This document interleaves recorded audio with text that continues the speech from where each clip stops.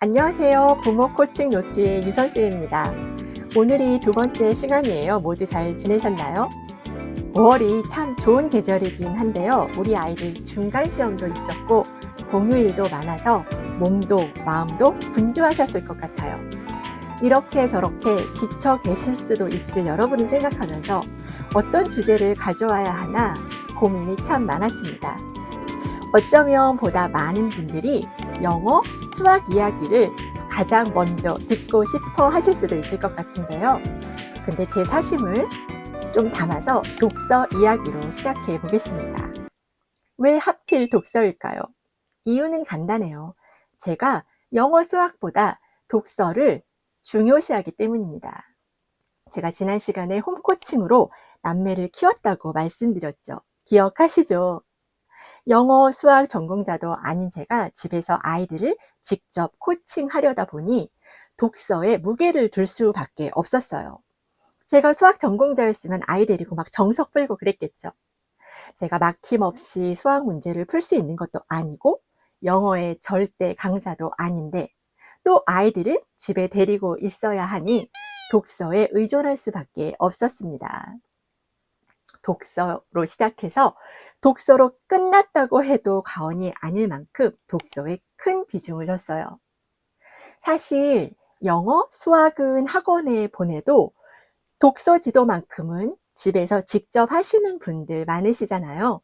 오늘부터 몇 편으로 나눠서 방송될 독서 이야기를 통해서 정보도 얻으시고 독서 지도에 자신감도 얻게 되시기 바랍니다. 개인적으로 전 독서가 모든 학습, 공부의 기본이라는 믿음이 있습니다. 사실 공부는 다 책으로 하잖아요. 교과서, 자습서, 문제집도 다 책이에요. 수업 받고 강의도 듣지만 수업, 강의도 결국 책에서 나온 얘기들이라는 거죠. 책만 제대로 잘 읽을 수 있다면 공부가 안 될 리가 없습니다.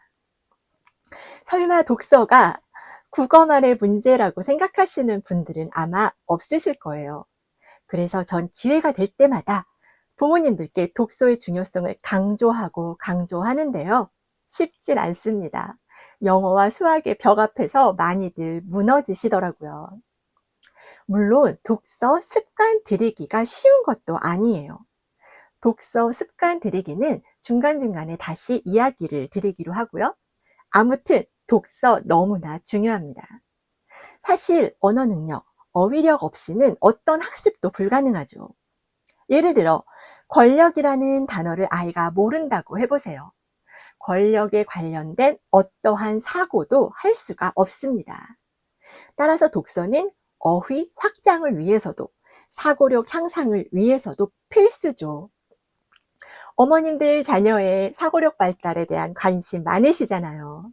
손쉽지만 효과 면에서는 어떤 것에도 지지지 않는 독서를 잘 활용해 보셨으면 좋겠어요.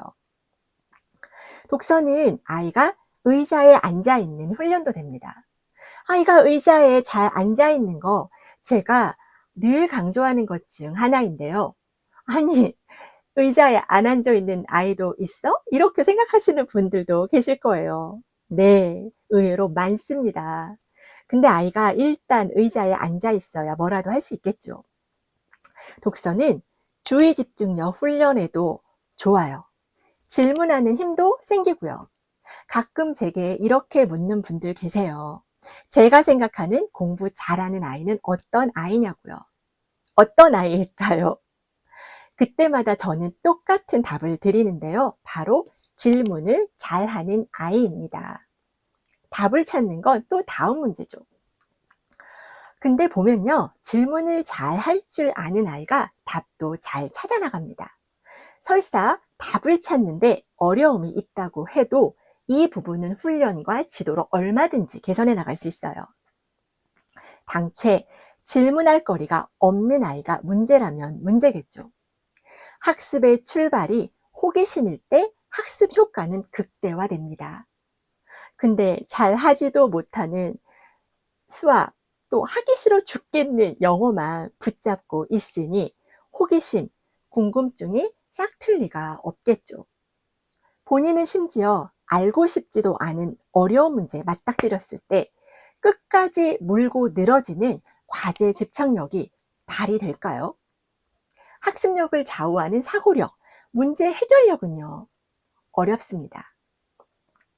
또 꾸준한 독서는 자기주도 학습의 밑거름이 되죠. 이게 다 홈코칭을 하기 위한 필수 조건들이기도 해요. 한마디로 아이의 공부 머리를 만들고 학습 태도를 잡고 아이의 그릇을 만드는데 독서만한 게 없습니다. 그릇을 만들어야 그 안에 뭘 담든 말든 하지 않을까요? 영어 수학만 외칠 게 아니라 그 전에 먼저 아이가 학습할 준비가 돼 있어야 한다는 걸 잊지 않으셨으면 좋겠어요. 양육과 교육에서 서두르는 건 길게 봤을 때 전혀 도움이 되지 않습니다. 옆집 아이는 수학 선행을 어디까지 했대? 이런 말 들으면 불안하시죠? 불안해도 그 불안을 이기셨으면 좋겠어요. 불안은 조급증을 불러오게 되고 그 결과는 새드 엔딩이 되기 쉽거든요. 우리가 굳이 조급하게 굴고 남 따라하다가 새드 엔딩의 주인공이 될 필요는 없겠죠? 먼저 기본기가 튼튼한 아이로 만들어야 수학, 영어도 잘할 수 있습니다.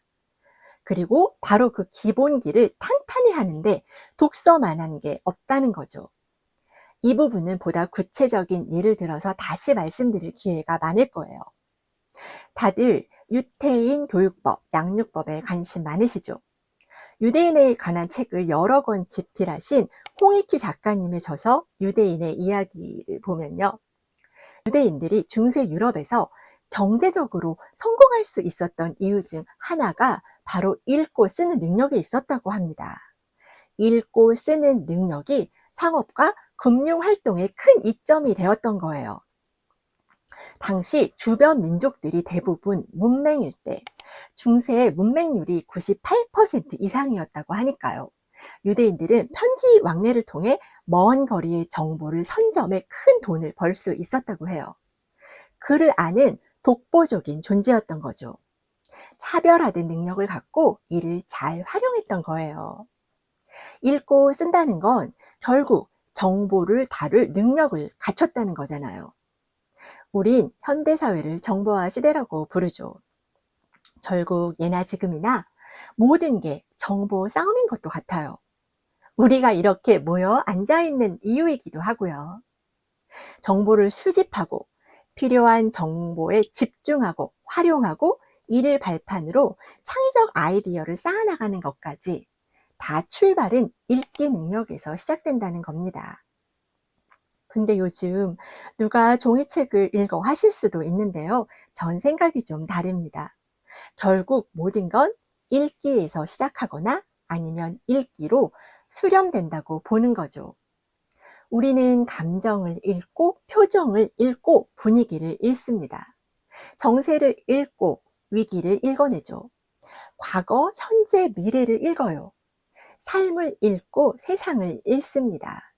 읽기라는 게 결국 인간과 삶과 세계를 읽는 것이라면 그 훈련을 보다 체계적으로 손쉽게 할 수 있는 방법은 뭐가 있을까요? 독서 논술 학원이 답일까요? 전 책 읽기라고 생각합니다. 그렇게 믿고 두 아이를 키웠어요. 과거에 비해 다수가 책을 외면하는지는 모르겠지만 지금도 소수는 더 집요하게 책을 읽습니다. 위스턴 처칠, 토마스 에디슨, 알베르트 아인슈타인, 마크 트웨인, 스티브 잡스는 모두 공부보다는 독서의 신들이었습니다.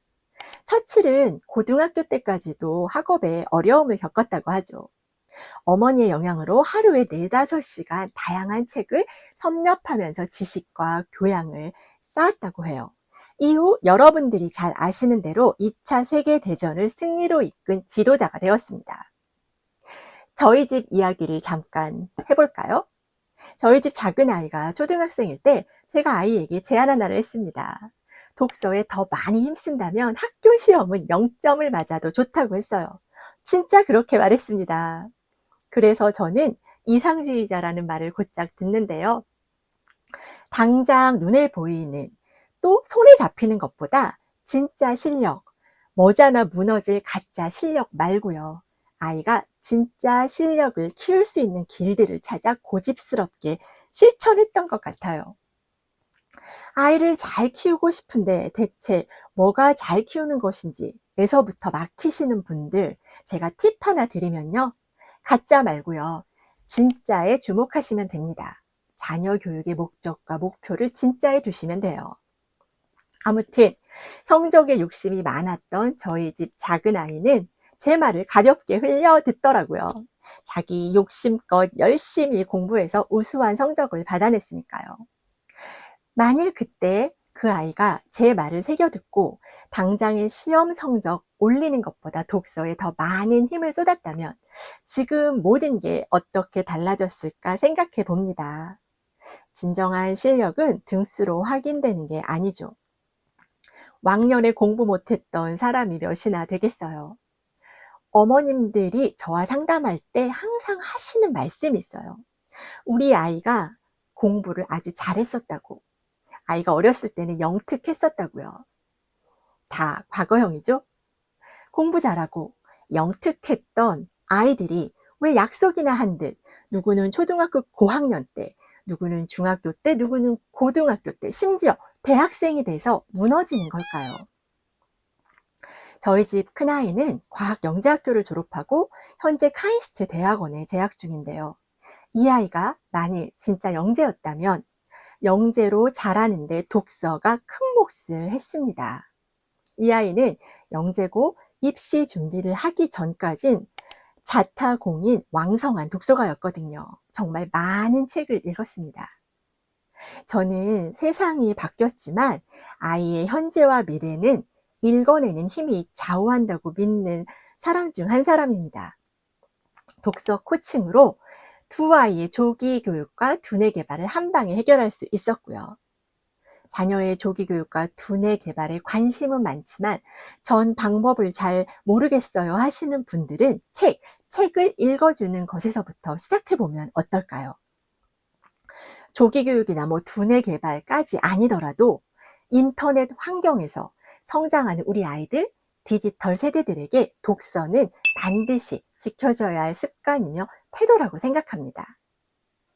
지식과 정보 습득은 기본이고요.